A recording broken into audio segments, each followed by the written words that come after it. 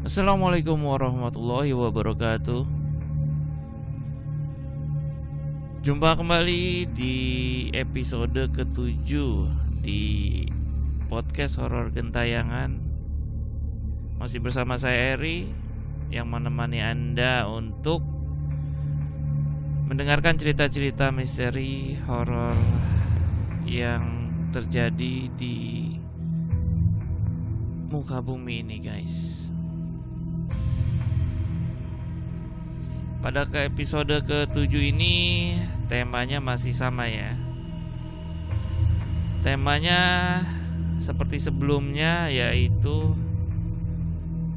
cerita-cerita horor apa yang pernah saya dengar yang membuat saya takut pada saat kita dalam kondisi yang sama seperti pada cerita itu. Nah, untuk episode kali ini saya akan bercerita tentang cerita teman saya, teman kuliah, yang dia bercerita tentang kejadian mistis yang dialami pada saat dia pulang ke rumah naik motor, guys.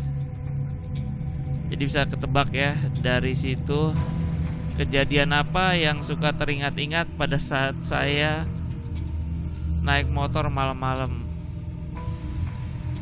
Setelah saya mendengarkan cerita ini, saya selalu teringat pada cerita teman saya ini. Apalagi pada saat saya pulang malam, pulang dari kantor, pulang dari rumah teman dulu, atau pulang dari mana aja. Apalagi pada saat melewati tempat sepi, guys.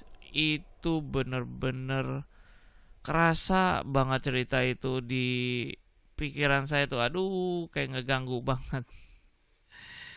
Oke, langsung aja ya ke ceritanya ya. Jadi cerita teman saya seperti ini. Di kampungnya di daerah Bangka kalau nggak salah ya, dia tinggal kampungnya itu di Bangka. Nah, dia ini pernah ngumpul sama teman-temannya ya, biasa lah ya, teman-teman anak muda ya, ngumpul bareng-bareng teman, kemudian saling cerita sampai larut malam. Ini ceritanya agak-agak mirip seperti episode sebelumnya, tapi itu kejadiannya oleh abangnya teman saya. Tapi kalau ini sekarang teman kuliah saya yang bercerita. Nah, dia kumpul, ngobrol-ngobrol, bercerita, terus pokoknya kumpul deh bersama teman-teman sampai larut malam, guys. Nah, yang namanya di kampungnya katanya lewat dari jam 9 aja sih itu udah sepi, apalagi tempat nongkrong, tempat rumah temennya ini agak jauh, guys. Katanya dia itu sekitar sejam 2 jam lah kalau nggak salah dari rumahnya. Nah, setelah larut malam sekitar di atas jam 12 kalau nggak salah dia bilang ya, saya juga agak lupa, ceritanya udah lama. Tapi ya udah larut malam lah ya, udah lewat dari tengah malam yang jelas. Mereka akhirnya memutuskan untuk menyelesaikan kumpul-kumpulnya ya. Dan karena sudah larut malam, sebagian temannya ada yang memutuskan untuk menginap, guys. Dan ada beberapa yang pulang. Dan kebetulan teman saya ini yang rumahnya paling jauh. Nah, yang punya rumah, temennya menyarankan untuk udah kamu nginep aja. Kamu kan jauh rumahnya, apalagi jalur yang kamu lewatin ini bakalan ngelewatin tempat yang serem, katanya gitu. Nah, jadi diceritakan oleh teman saya itu, dia di kampungnya itu, di jalur yang dia lewati nantinya itu, memang katanya ada suatu hutan, kalau nggak salah hutan, yang dimana tempatnya itu gelap banget, tempatnya gelap, Kemudian di kanan kirinya katanya banyak pohon besar dan pohon bambu katanya. Saya lupa pohon besar apa, kalau nggak salah dua-duanya deh, pohon besar dan memang pohon bambu. Nah, di daerah pohon-pohon bambu itu kalau nggak salah apa yang pohon besarnya itu sering terjadi penampakan guys, katanya seperti itu. Nah, temennya udah mengingatkan ya, udah lo nginep aja di sini, rumah lo kan paling jauh, besok aja pulangnya, nanti takutnya ada apa-apa di jalan, dibilang gitu. Oh enggak lah, kayaknya mau pulang aja lah, gue buru-buru aja kayak gitu, nanti gue di jalan ngebut aja gitu, tenang.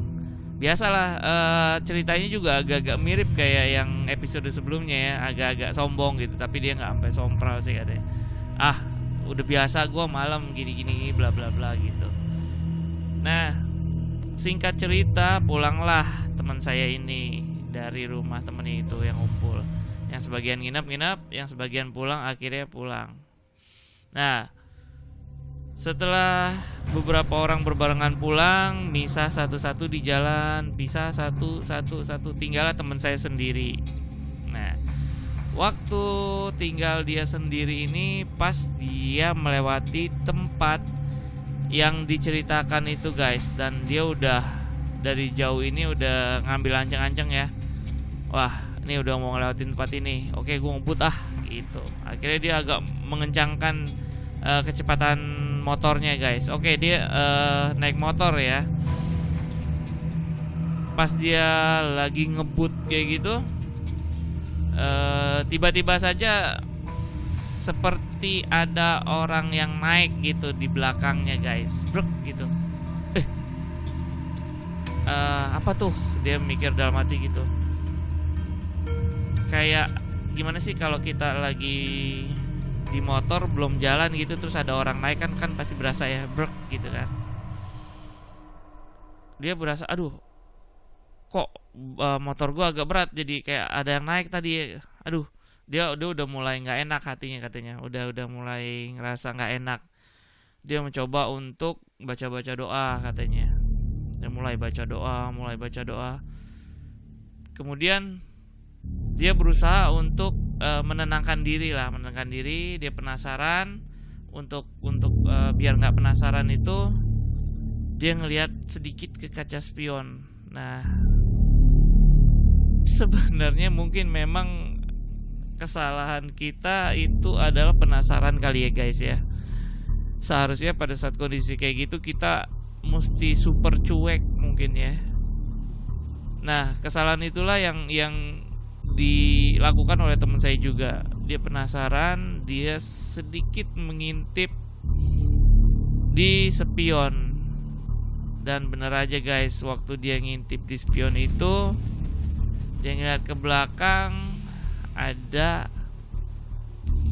sesosok ya, bisa dibilang sesosok di belakang dengan rambutnya yang panjang guys. Rambutnya panjang. Jadi karena dia ngintip di spion gitu aja, tidak terlalu jelas banget, cuman hanya sedikit bagian kepala ya, dari atas ke bawah kayak gitu, tapi cuman sedikit karena kehalingan pala dia juga. Cuman dia sempat ngintip itu kayak rambut panjang terurai terkena angin ya, karena dia ngebut gitu. Dia tiba-tiba langsung shock gitu, kaget, astagfirullahaladzim. Wah, dia semakin baca doa, dan dia langsung memutuskan untuk udah nggak mau ngelihat lagi, pokoknya pandangan tetap ke depan. Dia memicingkan ya menyipitkan mata gitu, jadi ngelihatnya agak-agak sipit gitu, ngelihat ke depan secukupnya ya. Yang penting dia bisa ngelihat ke depan aja sambil motornya dia ngebut terus. Nah, semakin dia ngebut, tiba-tiba dia ngerasakan di pundaknya itu seperti ada yang memegang guys. Gimana sih kalau kita memegang pundak? Kalau kita boncengin di belakang, memegang pundak di orang yang ngeboncengin kita. Nah kayak gitu, prek, pundak dia tiba-tiba dua-dua ada yang seperti megang. Semakin terkejut teman saya, semakin tegang, semakin deg-degan guys. Akhirnya dia lebih memicingkan lagi matanya, lebih agak memejamkan lagi matanya, sampai yang terlihat di mata itu cuman sedikit aja, cuma sedikit. Dia nggak mau ngelihat ke kanan kiri, dia nggak mau ngelihat ke spion. Yang dia lihat hanya jalanan di depannya, itu juga cuma sedikit guys. Dia terus ngebut, dan kalian tahu apa yang terjadi selanjutnya? Dengan kondisi tegang, dengan kondisi membaca doa, dengan kondisi matanya yang semakin sipit, yang cuma melihat depan hanya sedikit saja, tiba-tiba guys, dari samping kanan mulailah nongol kepalanya guys. Jadi kalau bisa dibayangkan, itu kepala seperti ngelongok ke depan sambil ngeliat ke arah muka teman saya. Bisa teman-teman bayangin dong, dengan kepala dia yang ada di belakang, kemudian maju sedikit-sedikit di sebelah kanan, kemudian menengokkan kepalanya sambil ngeliat tepat ke muka teman saya guys. Teman saya semakin berpaling sambil ngeliat ke depan guys, karena dia nggak mau jatuh, dia nggak mau ada terjadi sesuatu sama dia. Dia kemudian memalingkan kepalanya menoleh ke sebelah kiri, karena kepala makhluk itu ada di sebelah kanan guys. Teman saya memalingkan ke sebelah kiri sambil tetap memicingkan dengan konsentrasi mengendarai motor guys. Terus kemudian sampailah dia di depan rumahnya guys, dengan jalan motor yang masih ngebut. Kemudian dia gelosorkan itu motornya guys, gabruk sampai dia merosot motornya guys. Kemudian sampai motor itu menabrak pintu rumahnya katanya guys, gabruk. Nah, dengan keributan yang terjadi, kemudian anggota keluarganya keluar semua guys. Pas dilihat, kenapa anggota keluarganya ngelihat teman saya ini terjatuh di depan rumahnya sambil menabrak pagar rumahnya. Kenapa sih kamu, kenapa? Panik. Karena panik, keluarganya langsung buka pintu, langsung angkat itu motor, dan teman saya lemas selemas-lemasnya katanya guys, sampai minta tolong di papa, masukin motornya semua, tolong nggak bisa jalan ini, tolong di papa ke dalam. Akhirnya di papa ke dalam sama anggota keluarganya semua. Seluruh anggota keluarganya menyangka dia terkena begal atau mau dirampok di jalan, apa pokoknya takut ada apa-apa dengan teman saya ini guys, rampok atau apa gitu. Kemudian bergegas semua, masukin motornya, dimasukin, teman saya dipapa ke dalam. Kemudian teman saya langsung, besok aja ceritanya, aku masih lemes, aku masih nggak bisa bercerita banyak. Akhirnya pintu semua ditutup kembali, motor ditaruh, dan semuanya kembali tidur, kembali untuk melakukan aktivitas malam, yaitu tidur guys. Dan kemudian besoknya teman saya baru menceritakan kejadian tersebut kepada keluarganya guys. Di situ guys, setelah saya dengar cerita itu guys,